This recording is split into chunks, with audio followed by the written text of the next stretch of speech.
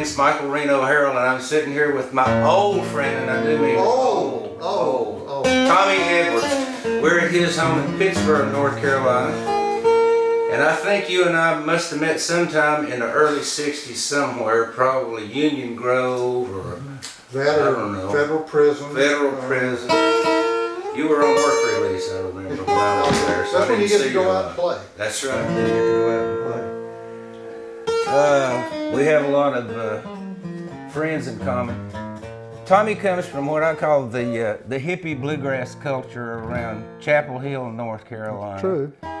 Goes back to the days of the New Deal String Band and all those outlaws. I had a band with Leroy Savage of the New Deal String Band before he was in the New Deal String Band. Sings tenor to a siren. Absolutely. I'll tell you what, he sings notes that only dogs can hear. That's right. Thank goodness. goodness. Would want to. That's right. That's right.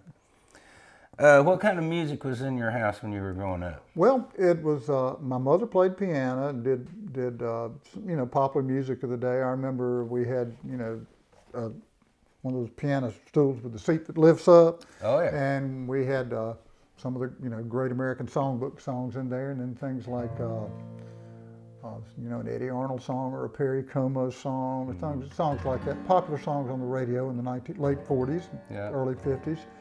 And my father sang in a quartet in Mount Airy, North Carolina, when he was in his 20s, I guess. And so he was into sort of really in probably vaudeville music. And he tap danced a little bit. So we just had music all over the place, and we had didn't have a record player, but we had a radio, and we listened to all sorts of different things. But at noon on weekdays, there was a program on WPTF in Raleigh. We Protect the Family, Durham Life Insurance Company. And it was the Robertson's Noontime Revel that was brought to you by Robertson's Fertilizer Company. And so that was a pretty big influence on me, because their theme song was Ragtime Annie on the fiddle. And they would play things like Detour and Hank Williams songs and Tennessee Waltz, that sort of thing, at lunchtime, as they also gave the Farm Report. That was there too. There you go. When did you think you might want to play music yourself? What age were you? Well, my dad had a ukulele, a plastic Arthur Godfrey ukulele with a little thing that snapped on the neck, and you could press the buttons and play the chords. But I thought that was cheating. So I had that on a Gene Autry guitar. Oh wow, y'all must have been rich. We were. And so he showed me when I was about 10 years old how to make a couple of chords on that, and I could kind of do a little of that. But when the Kingston Trio came along, it must have been 55, 6, somewhere along about there. And it started with the Hang Down Your Head, Tom Dooley, and all that, and that seemed like a pretty good thing. That faux folk music, and so I got kind of interested in that. And along about then, not my next door neighbor, but a lady lived across the street. She and her husband were big into athletics. He'd pitch for the Cleveland Indians. He was always coaching Little League and that sort of thing. And his two children were both excellent athletes. One turned into a really great coach. Played baseball at Guilford College, on and on. Anyway, they were more into athletics than they were in music. So one day I went out to do something, and I looked, and I saw something funny sticking out of the trash can over at my neighbor's house. And I went over there and looked, and about that much of a guitar was sticking out of the trash can. Really? And I said, tug, and this nice little black Gibson. Like an L-double-O or something? An L-double-O, white stencil Gibson, V Gibson on it, comes out of the trash can. And so I, trying to be straight about it, went up, knocked on the door, and I said, Miss Buckner, you mean to throw this away? She said, nobody here wants this. I said, thank you. Went home, went up to the local jewelry store, because that's where you got strings in Siler City. Got a set of black diamond strings, put it on there. My daddy showed me 3 chords. They were all wrong. He showed me this for G. I noticed you play the old thumb over G. The old thumb over G. Yeah. It's pretty easy sometimes. You don't have to do all those other things. Yeah. He had thumb over, and then he did, instead of the C like this, he did the C like that, and then he did a D7.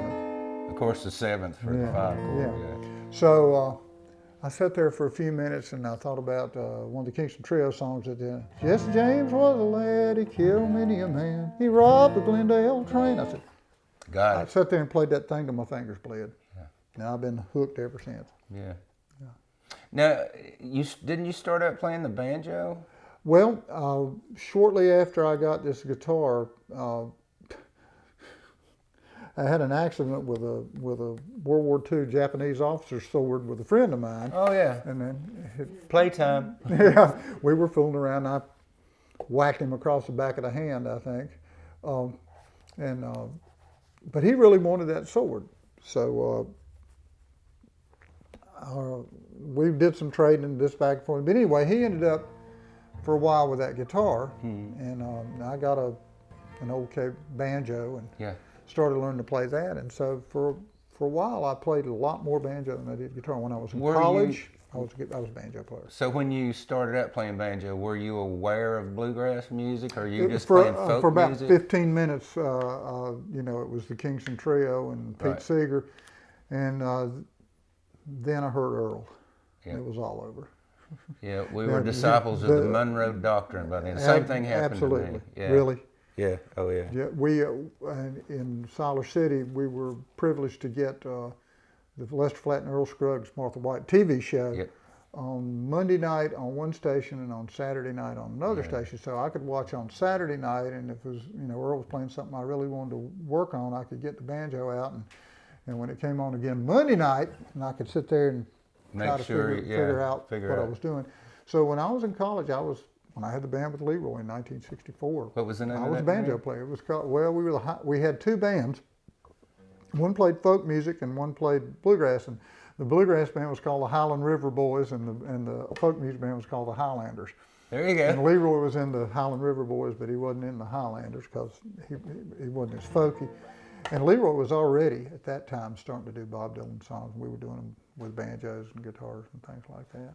Then when I went to college in Greenville, Ben Runkle, who was my roommate for part of the time, was a guitar player, and I played banjo with him. But I acquired a 1969 D45 along about then that at the time George Gruen said it was the best new guitar he'd ever seen. It was stolen eventually, and I've never been able to get it back. But it was a hoss, and got it in late '69, early '70, I guess, and that's when I started teaching school in Chatham County, and the only band in town that was much good was a band called the Green Valley Ramblers. And they had Jerry Stewart, who was who had subbed for John Duffy and the Country Gentlemen back when he was in school in Washington, D.C., and had a good fiddle player, good hoedown fiddle player named Carol McMasters. Don Bean was a banjo player, good banjo player. And so they didn't need a banjo player. So I sort of became the utility infielder in that band. If they needed a banjo, if somebody wasn't there, I could do it. And I know we played contests, and sometimes Don would win first and I'd win second, and that was kind of gratifying. But so I ended up playing more lead guitar. Yeah. So were you playing that Gibson L00? No, Gibson L00 had gone away, and I had that 69 D45. So you had gotten the 45 by then, and you were playing it. Yeah, that was it. And I tell you what, it made all the difference in the world. If you played a contest, the judges were in rhapsody seeing that guitar with all that pearl and everything on it. Right. Jack Lawrence, your buddy and our buddy, he borrowed it from me one time and beat me with it. Well, he was bad to beat people. Oh boy, he could play. He could play. But we played a lot of contests, and Jack said I won more of them than he did because I was taller and I could reach the microphone. But we had a good time. You're still taller than Jack too. I said, well, most. Well, I won't say it. But Jack has gotten so slim lately. We better talk nice about him. Jack's looking trim. He's looking good. All of us, you could tell anybody that was trying to learn to flat pick guitar by looking at their Doc Watson records and seeing where the grooves were worn out. Yeah, right? That's right. So we all started there. Who were some of your early guitar influences other than Doc? I did like Doc, and I didn't really discover him until about '64 when that album came out from Newport, and I heard the long run at the end of Black Mountain Rag. And I said, boy, that's interesting. Because I was playing a lot, you know, at Lester. Yep. I was playing with finger picks. Were you playing with a thumb pick and a finger pick? Yeah. Yep. And that sort of thing. Carter Stanley. Yeah. A lot of those early guys were thumb pickers. One that was not doing flat picking much. And you know, there just weren't many flat pickers around. No. You know, Norman Blake was around back then, but he wasn't in the bluegrass world especially. No. John Harrell was playing a little league with the I Greenbrier remember John boys. with the Greenbrier boys, and Jody Steicher, whatever his name was, that was playing with Roger Sprung, because we'd see him at Union Grove, and George Nelson. Yeah, and Spark Gap Wonder Boys. And Shane, gosh, what was his name? I should know his name. I think Jack will tell me. John Scholl. Yeah. He was the other one. Yeah. In fact, I was introduced one time, probably about 69 or 70, at a fiddlers convention by the MC who had been going to Union Grove and others. He said, now this boy over here plays the guitar. I said, he's as good as some of them New York boys. Now that's an interesting It is. Thing to think about, that the boys from New York had the reputation of being the lead guitar players. I saw Grissman back in the 80s up in Baltimore, and John Scholl was playing guitar with him. And he introduced him as the only man who had ever played Union Grove and the Duke Ellington Jazz Festival. That seems like a pretty good combination. he came down with, he used to come down with Roger Sprung. Right. And I'd see him in Asheville or at Galax, and I was like, this guy doesn't even own a capo. What is that? Yeah, what's wrong with that? Yeah. I remember that we had some kids that were coming up along about then. There was this Rice kid from from up in Pelham, North Carolina, and he was really good. And there was a really good guitar player from Randolph County named Michael Allman. And sometimes Dan Crary was coming along about then. Dan Crary was an influence in a lot of. In fact, first time I saw him, I about dropped my teeth out of my mouth, and they're permanent. Yeah. We were some of the boys in. From one of the bands around Knoxville now, we were out playing in the field at Camp Springs, probably the first Camp Springs, and we heard this. Well, that was the year Tony that Sam enlisted Tony, yeah. No, Tony was there, and Dan was there, yeah. And Jack, I don't remember if Jack was there. I think Jack came a little later. Yeah. We could ask Jack. Jack, he can tell you. He'll there's a in book, the comments, Jack. There's a book called, yes. The Tony Rice, yeah. That book, Inside. But we heard Dan Crary hit the stage, and we didn't know who it was because we didn't know anybody else that played like that. Yeah. So we all stopped what we were doing and ran over there, and I looked, and Don Reno, and speaking of influence, now he was a big influence on my playing because he was one of the early ones. Yeah. And Don we Reno, left Don out of the early guitar lead players too. Yeah, he was. And in fact, I'll digress, but I helped, there's a young man that plays in a band called Mipso, which is doing really, really well in the Americana field. And his last paper he wrote for a Southern music class at Carolina was on flat picking, and I sort of guided him through that.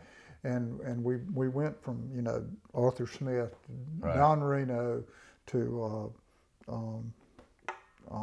Doc and Clarence, and all through the progression, and threw in a little cross picking from up there in the mountains too.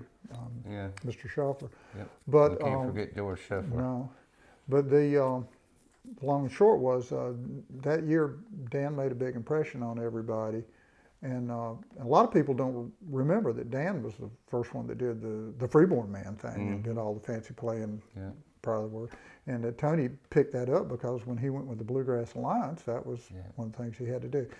And the story on Tony, Sam talks about enlisted him, but Tony always wanted to play my 45. And so we were at Camp Springs that year, and he said, where's your D45? I said, it's in the car. He said, get it, I want to play it. So I went and got it. And we sat down out at the top of the hill up above the stage, and he started sitting around playing. I think I might have had my D18 was going to play with him, and I just quit and let him. He was playing. And Bob Hoban.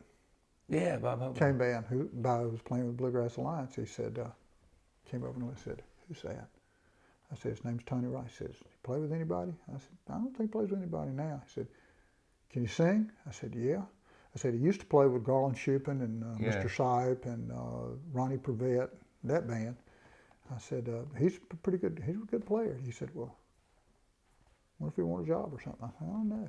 he came back with Buddy Spurlock and I don't remember what it was, Lonnie, but one of the band members in the Appliance, and then they talked to him. We always call them Bluegrass Appliance. Yeah.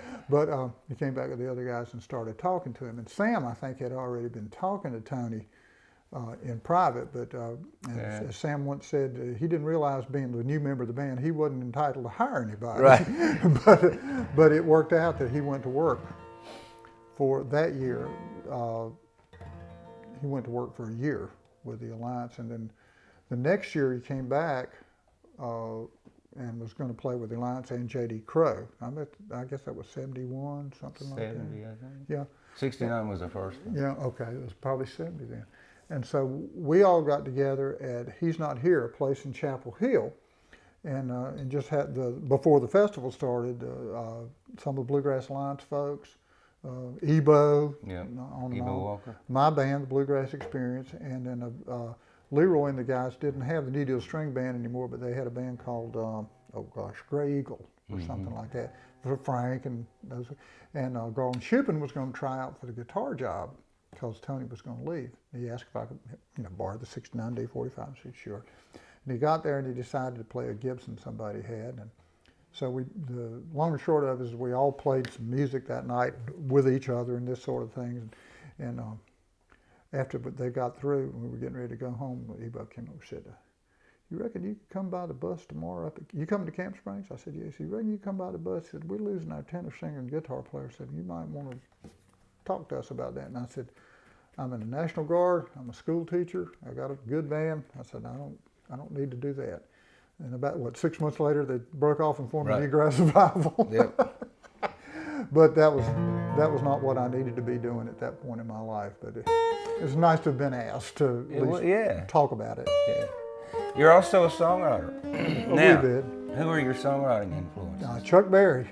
I love Chuck Berry. I mean, who can say, I was riding on the city bus and the street and all those words, the words he puts together and the pictures he paints.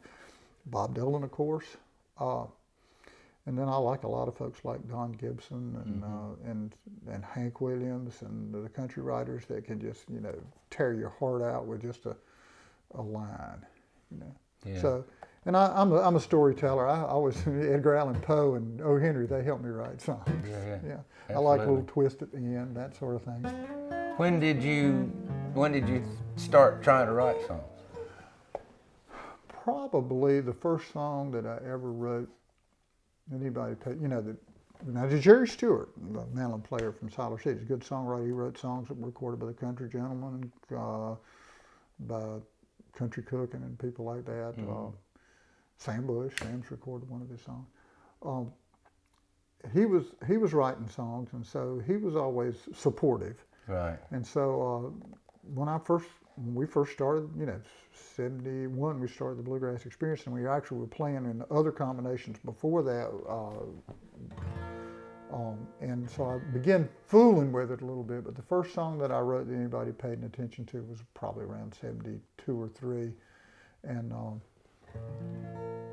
And we actually ended up recording it, but there's another song that I wrote along about then. Wrote it in PE class. I was a teacher, and I had the idea, and I ran over to the scores table and jotted it down real fast while the other coach looked after the class for a few minutes while I got my song written down. Catch it while it's there. Yeah. And that's been recorded by a couple of other folks, and finally we got around to recording it. But it's Well, last night at the Cary Theater, we saw you as a solo at the Six String Presents concert series there. I was and Jack Williams. honored to be on the program with Jack Williams and honored to be working for David Sardina of Six String Presents, because he is so supportive of music in North Carolina, and particularly the Triangle, and particularly me. In particular, guys who write songs and sing them. We like that. Yeah, we do. We like I know I do. How do you? Yes, you would. How do you compare doing your solo shows with doing your band shows? What? Well, it's a bit like playing. One's like playing basketball, and one's like playing football or something. You enjoy both of them, but the demands are different, And you know, you would think it was the same thing, but it's not really. No, there's a whole aspect of when you're playing by yourself. You got to, you know, there's no bass, there's no mandolin, there's nobody filling up, playing rhythm, doing the other things. You know, the fills.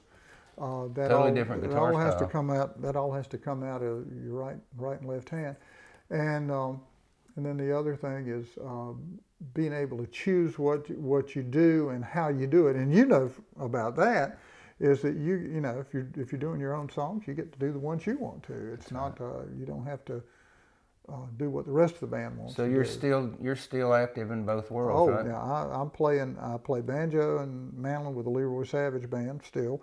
But the Bluegrass Experience is the big band. We do, you know, maybe play a couple times a month, and we're the ones that make the tens of dollars.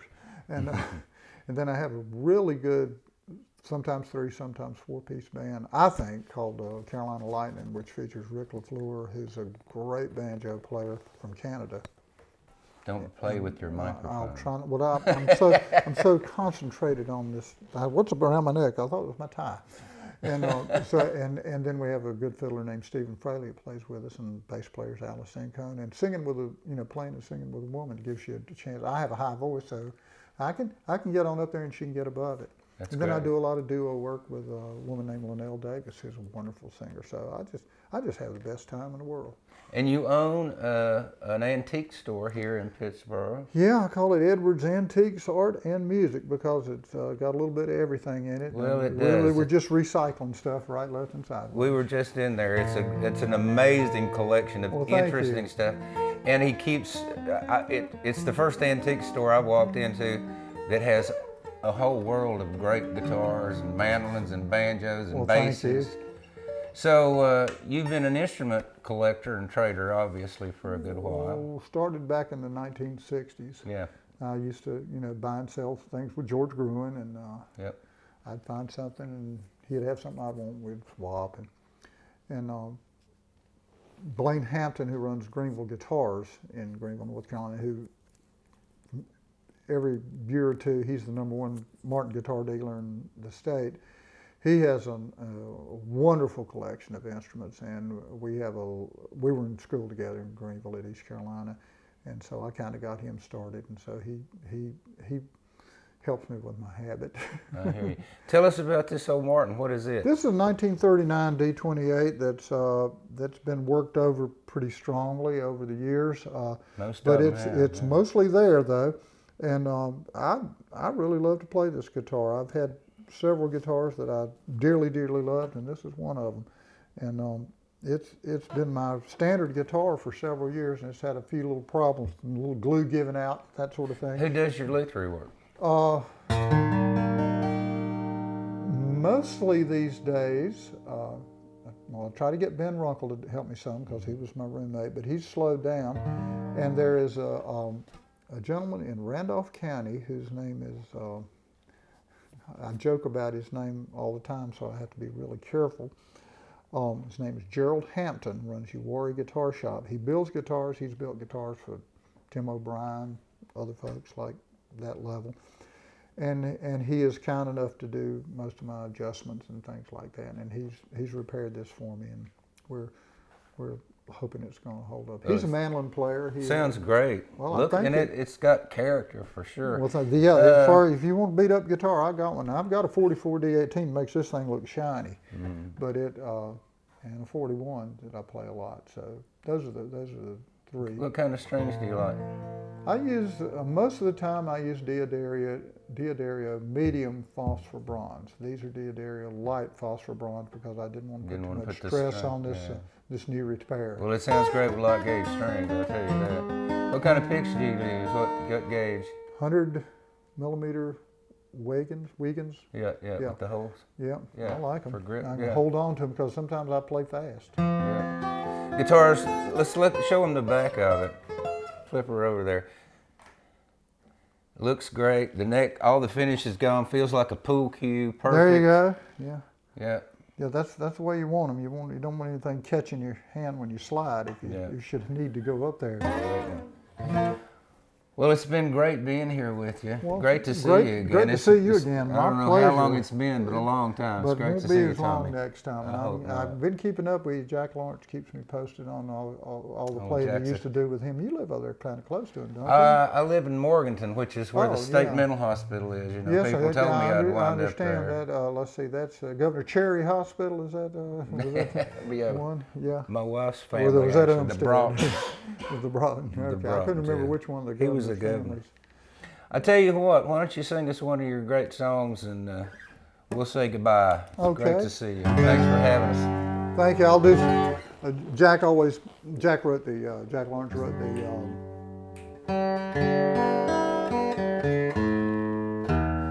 Liner notes on my first solo album. I've done 6 now, and he talks about my playing downstrokes. I've always been fascinated with Bill Monroe, so Yeah, that's good.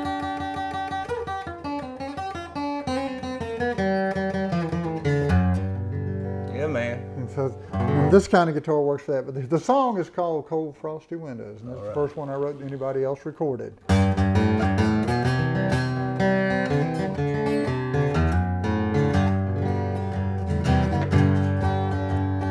Cold frosty windows, rain pouring down. There's a misty fog of loneliness around. Icy breath of winter has crept into my heart. You've left me for some new love that you found. The picture on the table, the faded photograph, it's all that's left of what you used to be. For now our love has faded like the picture in the frame, and the future's just as dim since you left me. Cold frosty window, rain pouring down. There's a misty fog of loneliness around. Icy breath of winter has crept into my heart. You've left me for some new love that you found.